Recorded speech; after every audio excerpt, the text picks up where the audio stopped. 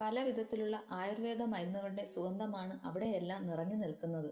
Doctor വ്യാസാണെങ്കിൽ രുദ്രനോട് എന്തൊക്കെയോ ചോദിച്ച് മനസ്സിലാക്കുന്നുണ്ട്.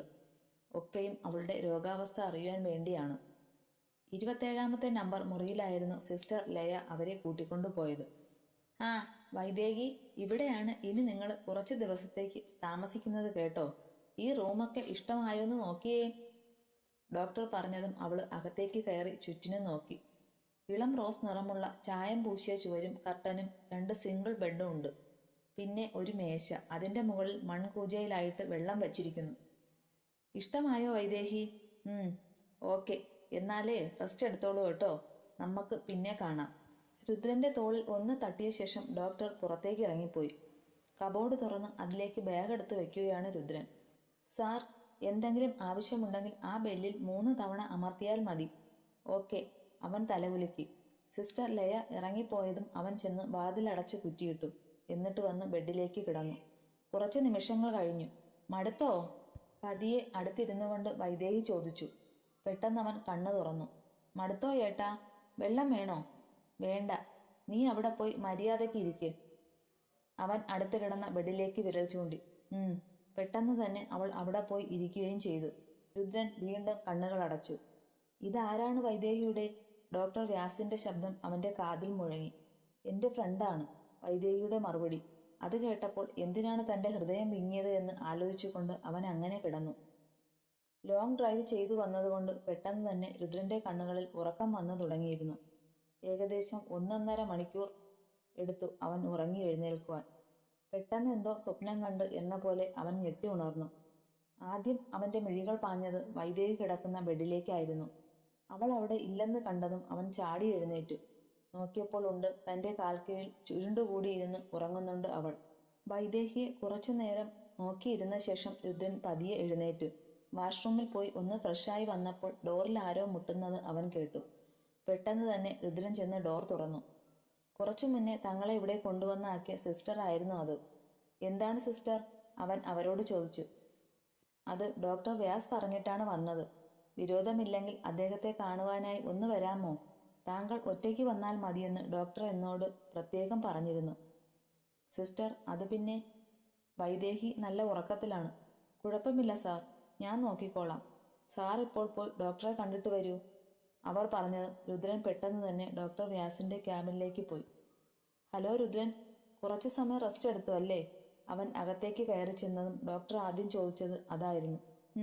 അതെ ഡോക്ടർ, ഈ ക്ലൈമറ്റിന്റെ കൂടെയൊക്കെ ആകാം. നന്നായി അങ്ങ് ഉറക്കം വന്നു. വെറുതെ ഒരു 5 മിനിറ്റ് കിടന്നതാണ്. പക്ഷേ നന്നായി ഒന്നുറങ്ങി. അതേതായാലും നല്ല കാര്യം തന്നെ. അതുകൊണ്ട് താങ്കളുടെ യാത്രാക്ഷീണത്തിന്റെ 80% മാറിക്കിട്ടിയില്ലേ? ഉവ്. രുദ്രന് ചെറുതായൊന്ന് മന്ദഹസിച്ചു. വൈദേഹി എവിടെ? അവൾ ഉറങ്ങുക. ഡോക്ടർ പറഞ്ഞയച്ച ആ സിസ്റ്ററിനെ റൂമിലിരുത്തിയിട്ടാണ് ഞാൻ ഇവിടേക്ക് വന്നത്. പേടിക്കൊന്നും വേണ്ട. എനിക്ക് മനസ്സിലായിടത്തോളം വൈദേഹിക്ക് അത്ര കുഴപ്പങ്ങളൊന്നുമില്ലെന്നേ. ഏറിയാൽ ഒരു 2 മാസം. അതിനുള്ളിൽ തന്നെ അയാൾ ഓക്കെയാകും. കുറച്ച് ധാരയും മെഡിറ്റേഷനും യോഗയും ഒക്കെ കൂടി ആകുമ്പോഴേക്കും അയാളൊന്ന് ഉഷാറായിക്കോളും. ഡോക്ടർ വ്യാസ് താനിരുന്ന റിവോൾവിംഗ് ചെയറിലേക്ക് അമർന്നിരുന്നു കൊണ്ട് ഒന്ന് കറങ്ങി. എന്തായിരുന്നു രുദ്രനും വൈദേഹിക്കും ഇടയിൽ സംഭവിച്ചത്?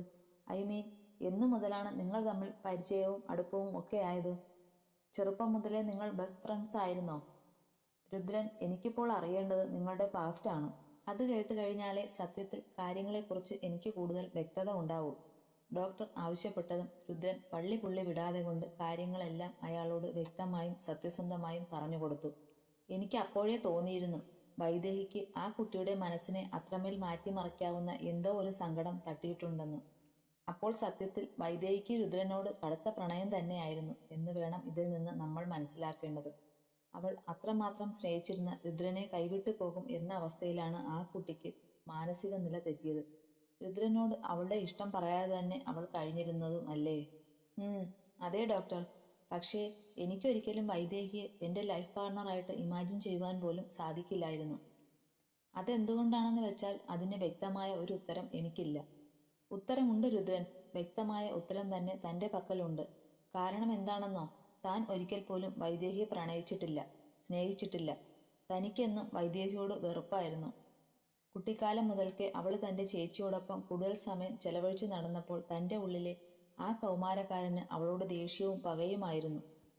വളർന്നപ്പോഴും അറിവ് നേടിയപ്പോഴും എന്തോ അത് തന്നെ വിട്ടുപോയില്ല എന്നാണ് ഞാൻ മനസ്സിലാക്കിയത്. ഡോക്ടർ സാവധാനം അവനെ നോക്കി പറഞ്ഞു. പക്ഷേ രുദ്രൻ അയാളോട് തിരിച്ചു മറുപടിയൊന്നും പറയാതെ മറ്റെവിടേക്കോ ദൃഷ്ടി ഊന്നിയിരുന്നു. കുഴപ്പമില്ല രുദ്രൻ, ഈ സ്നേഹം എന്ന് പറയുന്നതൊക്കെ പിടിച്ചു വാങ്ങാൻ പറ്റുന്ന ഒന്നല്ലല്ലോ. അത് നമ്മുടെ ഹൃദയത്തിൽ നിന്നും ഉത്ഭവിച്ചു വരേണ്ട ഒരു സ്രോതസ് തന്നെയാണ്. തനിക്ക് വൈദേഹിയോട് അങ്ങനെയൊരു വികാരം ഒരിക്കൽ പോലും തോന്നാത്തത് കൊണ്ടാണ് താൻ അവളെ അത്രമാത്രം വെറുത്തത്.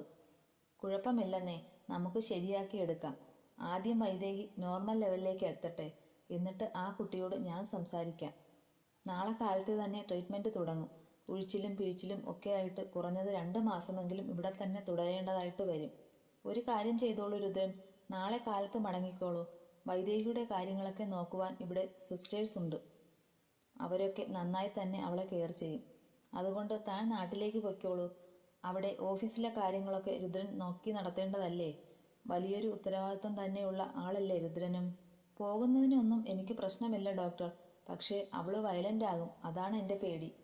ഇവിടെ വന്നിരിക്കുന്നതും ഞങ്ങൾ കണ്ടിരിക്കുന്നതുമായ പേഷ്യൻസിനെ വെച്ച് നോക്കുമ്പോൾ വൈദേഹി വളരെ നോർമലായിട്ടുള്ള ഒരു കുട്ടിയാണ്. അതുകൊണ്ട് ആ കുട്ടിയുടെ കാര്യത്തെക്കുറിച്ച് ഓർത്ത് തനിക്ക് പേടിയൊന്നും വേണ്ട. ധൈര്യമായിട്ട് തന്നെ പൊയ്ക്കോളൂ. വീക്കെൻഡിൽ വേണമെങ്കിൽ വരാം. ഒരു ദിവസം ഇവിടെ സ്റ്റേ ചെയ്തിട്ട് മടങ്ങുകയും ചെയ്യാം. No problem. അതല്ല ഡോക്ടർ, ഇവിടെ പേഷ്യൻറ്റിൻ്റെ കൂടെ അവരുടെ ഹസ്ബൻഡ് നിൽക്കുന്ന പതിവുണ്ടോ? ഓഫ് കോഴ്സ് രുദ്രൻ, ഒരുപാട് പേര് അങ്ങനെ വന്ന് സ്റ്റേ ചെയ്യാറുള്ളതാണ് ഇവിടെ. അസുഖം പൂർണ്ണമായും ഭേദമായ ശേഷമാണ് അവരൊക്കെ മടങ്ങാറുള്ളത്. പക്ഷേ ഇവിടെ ഇപ്പോൾ താങ്കളുടെ സമ്മതത്തോടെയും ഇഷ്ടത്തോടെയും ഒന്നുമല്ലല്ലോ ഈ വിവാഹം നടന്നത്. ആ സ്ഥിതിക്ക് വൈദേഹി തനിച്ചു നിൽക്കുന്നതാണ് നല്ലത്. ഡോക്ടർ വ്യാസ് അത് പറഞ്ഞതും രുദ്രൻ അല്പനിമിഷം ആലോചനയോടുകൂടിയിരുന്നു. ഒന്നിനെക്കുറിച്ചും ചിന്തിച്ച് ഇപ്പോൾ വറീഡ് ആകേണ്ട. വൈദേഹി ഇവിടെ 100% സുരക്ഷിതയായിരിക്കും. ശരി ഡോക്ടർ, അവൻ പറഞ്ഞു. ഓക്കെ രുദ്രൻ, എന്നാൽ പിന്നെ താങ്കളെ റൂമിലേക്ക് പൊയ്ക്കോളൂ. വൈദേഹി ഉണർന്നിട്ടുണ്ടാവും. ഡോക്ടർ വ്യാസ് തൻ്റെ വലതുകരം നീട്ടിയതും രുദ്രൻ എഴുന്നേറ്റുകൊണ്ട് അയാളുടെ കയ്യിലും പിടിച്ചു കുലുക്കി. അവൻ ഇറങ്ങിപ്പോയതും തൻ്റെ ചൂണ്ടുവിരൽ താടിയിൽ മുട്ടിച്ചുകൊണ്ട് വ്യാസ് ആലോചനയോടു കൂടിയിരുന്നു. രുദ്രൻ റൂമിലേക്ക് ചെന്നപ്പോൾ ഡോക്ടർ വ്യാസ് പറഞ്ഞത് കൃത്യമായിരുന്നു. വൈദേഹി ഉണർന്ന് ബെഡിലിരിപ്പുണ്ട്. അവൾക്ക് കൂട്ടായി ഒപ്പം നിന്നിരുന്ന സിസ്റ്റർ എന്തൊക്കെയോ ചോദിക്കുന്നുണ്ടോ എങ്കിലും അവൾ ചുണ്ട് കൂർപ്പിച്ചു പിടിച്ച് കൊച്ചുകുട്ടികളെ പോലെ ഇരിപ്പുണ്ട്. രുദ്രനെ കണ്ടതും ഒറ്റ കൊതുപ്പിന് അവൾ ചാടി എഴുന്നേറ്റു. എന്നിട്ട് ഓടിച്ചെന്ന് അവൻ്റെ കൈത്തണ്ടയിൽ തൂങ്ങി. ഞാൻ കരുതിയത് രുദ്രേട്ടൻ എന്നെ ഇവിടെ ഉപേക്ഷിച്ച് കടന്നു കളഞ്ഞെന്നാണ്. കണ്ടോ സിസ്റ്ററെ, ഈ ഏട്ടന് എന്നോട് എന്ത് സ്നേഹമാണുള്ളത്. എനിക്കറിയാം രുദ്രേട്ടന് വൈദേഹിയോട് ഒരുപാട് സ്നേഹമാണെന്ന്. അതുകൊണ്ടല്ലേ വൈദേഹി കരയാൻ തുടങ്ങിയപ്പോൾ ഞാൻ പറഞ്ഞത് രുദ്രേട്ടൻ ഇപ്പോൾ ഓടിയെത്തുമെന്ന്. ഇപ്പോൾ എന്നെ വിശ്വാസമായോ വൈദേഹിക്ക്? നല്ല സിസ്റ്ററാണ്. ആരോടും പറയാതിരിക്കുകയാണെങ്കിൽ ഞാൻ ചോക്ലേറ്റ് വാങ്ങിത്തരാം. ഞാൻ ആരോടും പറയില്ല കേട്ടോ. വൈദേഹിക്ക് എന്നെ വിശ്വാസമല്ലേ? വിശ്വാസമാണല്ലോ, ഒരുപാട് ഒരുപാട് വിശ്വാസമാണ്, അവൾ ചിരിച്ചുകൊണ്ട് പറഞ്ഞു. എന്നാൽ മിടുക്കി കുട്ടിയായിട്ട് ഇവിടെ ഇരുന്നോണം. ഞാൻ ഡോക്ടറുടെ അടുത്ത് പോകുക കേട്ടോ. അവൾ തലകുലുക്കി. രുദ്രനെ നോക്കി ഒന്ന് മന്ദഹസിച്ചുകൊണ്ട് സിസ്റ്റർ റൂമിൽ നിന്ന് ഇറങ്ങിപ്പോയി. രുദ്രേട്ടൻ എവിടെ പോയതായിരുന്നു? ഞാൻ എഴുന്നേറ്റ് നോക്കിയപ്പോൾ ഏട്ടനെ ഇവിടെ ഒന്നും കണ്ടില്ല. എന്നെ ഇവിടെ തനിച്ചാക്കി പോയെന്നാണ് ഞാൻ ആദ്യം കരുതിയത്. അത്രയൊക്കെ ചിന്തിച്ചു കൂട്ടുവാനുള്ള ബോധവും വിവരവുമൊക്കെ നിനക്കുണ്ടോ വൈദേഹി? പെട്ടെന്ന് രുദ്രൻ്റെ വായിൽ വന്നത് അങ്ങനെയായിരുന്നു. അതിന് മറുപടിയൊന്നും പറയാതെ കൊണ്ട് വൈദേഹി അവനെ സൂക്ഷിച്ചു നോക്കി നിന്നു. ലയ സിസ്റ്ററുമായിട്ട് സംസാരിച്ചു കൊണ്ട് നിന്നപ്പോൾ അതിലേ പോയ മറ്റൊരു സിസ്റ്ററാണ് പാവം വൈദേഹിയോട് പറഞ്ഞത് രുദ്രൻ അവളെ ഇട്ടിട്ട് പോയെന്ന് ഉള്ളത്. അത് കേട്ട് സങ്കടത്തോടെ ഇരുന്നപ്പോഴായിരുന്നു അവൻ്റെ വരവ്. വൈദേഹിയുടെ ഏട്ടൻ വന്നോ? പാതി ചാരി കിടന്നിരുന്ന വാതിലിൽ നിന്നും അകത്തേക്ക് ഒരു നിഴൽവെട്ടം. കുറച്ചു മുന്നേ വൈദേഹിയോട് രുദ്രൻ അവളെ ഇട്ടിട്ട് പോയെന്ന് പറഞ്ഞ സിസ്റ്റർ ആയിരുന്നു അത്. രുദ്രേട്ടാ, ദേ ഈ വരുന്ന ചേച്ചിയാ എന്നോട് പറഞ്ഞത് ഏട്ടൻ എന്നെ തനിച്ചാക്കി പോയെന്നുള്ളത്. കൊച്ചു കുട്ടികളെ പോലെ തന്നെ ചൂണ്ടി പറയുന്നവളെ നോക്കിക്കൊണ്ട് ആ സിസ്റ്റർ അകത്തേക്ക് കയറി വന്നു. ഉറക്കം എഴുന്നേറ്റ് നോക്കിയപ്പോൾ വൈദേഹിയുടെ അടുത്ത് ഞാനും സിസ്റ്റർ ലയയുമായിരുന്നു. അത് കണ്ടതും ആള് ചാടി എഴുന്നേറ്റു. ചുറ്റിനും നോക്കിയപ്പോൾ താങ്കളെ വിട്ട് കണ്ടതുമില്ല. കരയാൻ തുടങ്ങിയപ്പോൾ സിസ്റ്റർ ലയ ഒരു തരത്തിൽ സമാധാനിപ്പിച്ചു. അപ്പോഴേ ഞാനാ വെറുതെ ഈ കുട്ടിയോട് നിന്റെ ഏട്ടൻ പോയെന്ന് പറഞ്ഞത്. തന്നെ നോക്കി പറയുന്ന സിസ്റ്ററോട് രുദ്രന് അല്പം ദേഷ്യം തോന്നി. മാനസികമായി തകർന്നിരിക്കുന്ന ഒരു പേഷ്യൻറ്റിനോട് ഇങ്ങനെയൊക്കെയാണോ നിങ്ങൾ സംസാരിക്കുന്നത്? അല്പം ക്ഷോഭത്തോടുകൂടി അവൻ അവരെ നോക്കി.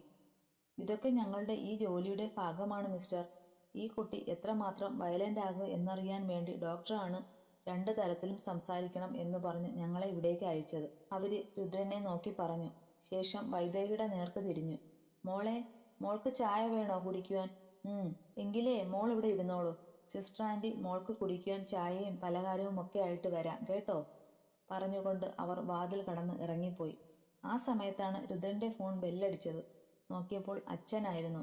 അവൻ ഫോണെടുത്ത് അച്ഛനോട് സംസാരിച്ചുകൊണ്ട് വരാന്തയിലേക്ക് ഇറങ്ങി. പിന്നാലെ വന്ന വൈദേഹിയെ ശാസിച്ച് അവൻ റൂമിലേക്ക് കയറ്റി.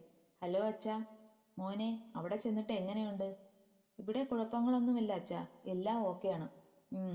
ഡോക്ടറോട് നീ സംസാരിച്ചോ? ആ, സംസാരിച്ചു. എന്നിട്ട് ഡോക്ടർ എന്തു പറഞ്ഞു മോനെ നിന്നോട്? പേടിക്കേണ്ടതായ ഒന്നുമില്ലെന്നാണ് പറഞ്ഞത്. ഏകദേശം 2 മാസങ്ങൾ കൊണ്ട് അവൾ ഓക്കെയാവും. അവൾക്ക് മാനസികമായി കടുത്ത സമ്മർദ്ദം ഉണ്ടായിരുന്നു എന്നും അതുകൊണ്ടാണ് ഇങ്ങനെയൊക്കെ സംഭവിച്ചതെന്നുമാണ് ഡോക്ടർ പറഞ്ഞത്. വേറെ പ്രശ്നമൊന്നുമില്ലല്ലോ? ഇല്ല അച്ഛാ, ഒരു പ്രശ്നവുമില്ല. നാളെ കാലത്ത് എന്നോട് വീട്ടിലേക്ക് മടങ്ങിപ്പൊയ്ക്കോളുവാനാണ് ഡോക്ടർ അറിയിച്ചത്. വീക്കെൻഡിൽ വേണമെങ്കിൽ വന്നാൽ മതിയത്രേ. എന്നിട്ട് നീ ഇവിടേക്ക് പോരുവാണോ മോനെ? അങ്ങനെ കരുതിയാണ് ഇരിക്കുന്നത്. പിന്നെ ഇവിടുത്തെ സാഹചര്യം കൂടി ഒന്ന് നോക്കട്ടെ, അവൻ പറഞ്ഞു.